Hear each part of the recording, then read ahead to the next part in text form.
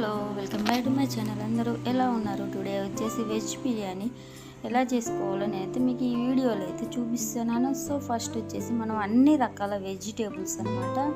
So veg అన్ని రకాలంటే మీకు so తెలిసే carrots, beans, beetroot, onions, tomato, capsicum ఇవన్నీ మనం ముందుగానే ఒక ఆలుగడ్డ అనమాట అన్నీ కట్ చేసి పెట్టేసుకున్న తర్వాత ఒక కళాయిలో కొంచెం ఆయిల్ అండ్ నెయ్యి వేసాను అనమాట. సో నెయ్యి వేయటం వల్ల మనకి ఏంటంటే చాలా టేస్ట్ అయితే ఉంటుంది. ఇక్కడ ఇంకా సైడ్కి నేనైతే ఇక్కడ రైస్ కూడా పెట్టేసాను అనమాట. అంటే మన రైస్ అనేది ముందే వండేసి నెక్స్ట్ రైస్ అనేది దీంట్లో కలిపేసుకోవడం అనమాట. ఇలా నేను చూసారు కదా, కట్ చేసి పెట్టుకున్న వెజిటేబుల్స్ అన్నీ మనకు ఆయిల్ కొంచెం ఆయిల్ కూడా వేసేసుకోవాలి. నెక్స్ట్ వచ్చేసి మన బగారా మసాలా ఉంటుంది కదా, అవన్నీ వేసేసుకున్నాను అనమాట. కొంచెం హీట్ అయిన తర్వాత ఇక్కడ ఇంకా ఏలకులు, లవంగాలు ఉంటాయి కదా, సో ఇక్కడైతే నేను అవి అయితే వేస్తున్నాను అనమాట. అవి కొంచెం వేగిపోయిన తర్వాత మనం ఇక్కడ రైస్ అయితే చూస్తున్నా అవుతుందా లేదా అని. సో ఫస్ట్ అయితే ఆనియన్స్ వేసేసుకున్నాను అనమాట. ఇవి కొంచెం మగ్గిపోయిన తర్వాత మనం అన్నీ కలిపేసేసుకోవచ్చు అనమాట.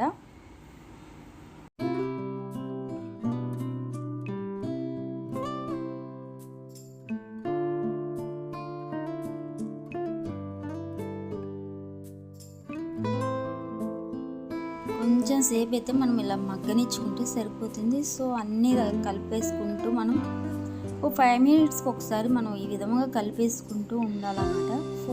స్టవ్ అయితే సిమ్లో పెట్టేసి మనం మూత పెట్టేసుకుంటే సరిపోతుంది.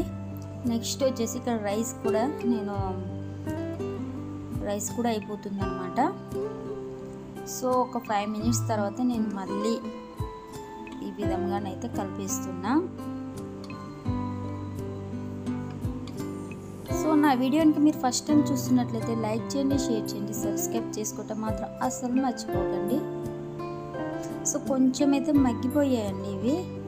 సో నెక్స్ట్ కొంచెం సాల్ట్ అయితే యాడ్ చేస్తున్నా.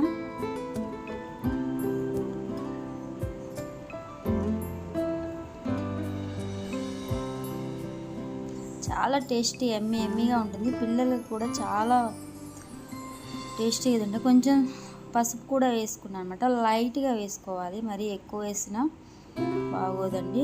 పిల్లలకైతే మంచి ఫుడ్ అనమాట, చాలా ఇష్టంగా కూడా తింటారు. సో లైట్గా కొంచెం మిర్చి వేసా కాబట్టి కారం కూడా కొంచెం యాడ్ చేస్తున్నా. చాలా ఇష్టంగా తింటారనమాట. సో అన్ని రకాల వెజిటేబుల్ కొంచెం ఇక్కడ అల్లం పేస్ట్ కూడా యాడ్ చేస్తున్నా.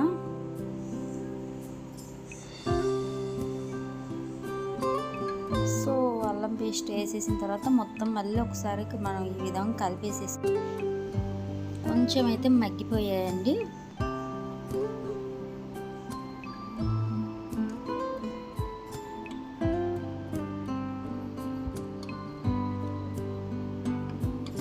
సో కొంచెం కొత్తిమీర కూడా యాడ్ చేసుకున్నా.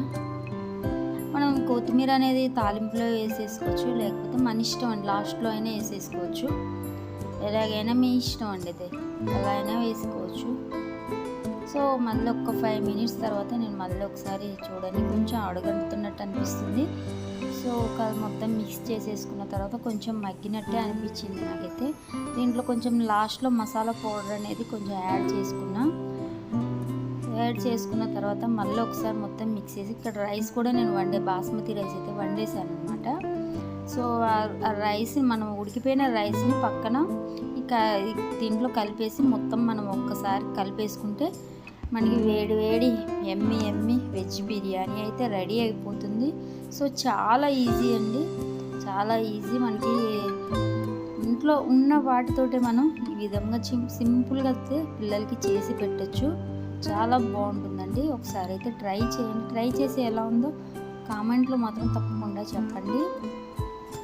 సో నేనైతే ఇక్కడ మొత్తం కలిపేసుకుంటున్నా. మన ఇంట్లో ఉన్న వెజిటేబుల్స్ తోటే మనం ఇలా తయారు చేసేసుకోవచ్చు.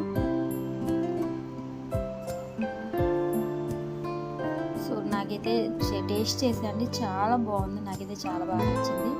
సో పిల్లలు కూడా పెట్టేసాను అనమాట. సో అయితే మొత్తం కలిపేసాను. లైట్గా లాస్ట్లో కొంచెం కొత్తిమీర చల్లేసుకుంటే చాలా టేస్టీగా ఉంటుంది.